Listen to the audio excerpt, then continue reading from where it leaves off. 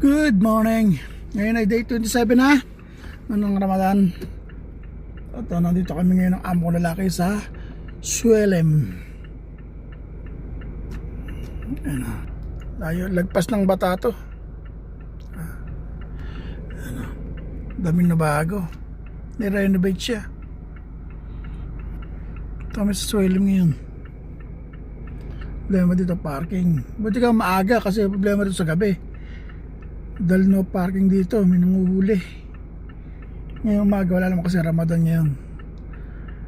Okay lang na gumilid-gilid dito.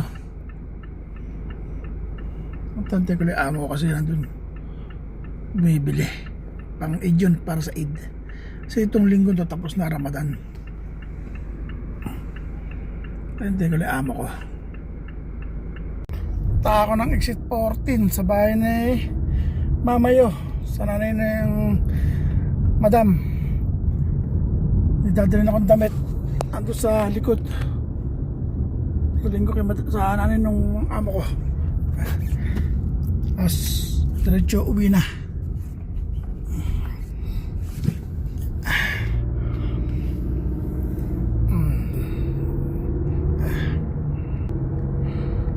Okay na. Naabot ko na yung damit. Kakukuha lang nung katulong nila. Ayun naman, pauwi na ako. Uy, napilipit yung seatbelt ko dito. Nangyari sa'yo. Napilipit ka dyan. Pauwi na ako. Okay, let's go.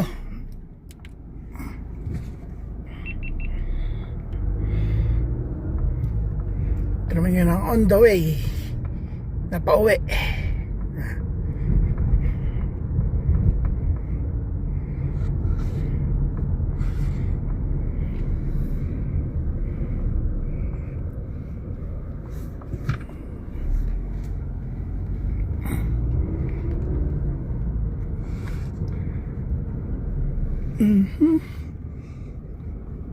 Okay. Okay, tara let's. Yun na. Malapit na naman kumuha ng pagkain sa masjid. Okay, delivery time. Ayan o. Daling ko sa masjid. Deliver ako ng juice. Tapos diretso kuha ng pagkain. Okay, yeah. Masjid. Okay, nakakuha na uli ako ng pagkain namin ng pang day 27. Diba? At ano ba ngayon? 16 ba ngayon? Oh, 16. 1, 2, 3. 3 days na lang. Tatapos na Ramadan. Diba? Ayan. Ako na, dalawang kanin, isdang ulam, dalawang laban, sambusa. Diba? Ito sasawan to. Ayan, sambusa, dalawang kanin, isdang ulam, at dalawang laban. Pang day 27. Diba? Absuelto na naman ang hapunan.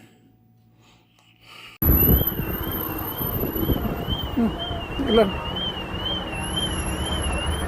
Starbucks. Jarrell Bookstore.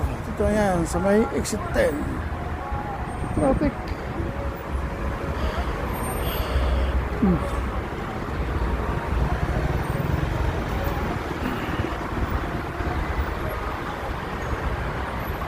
Starbucks.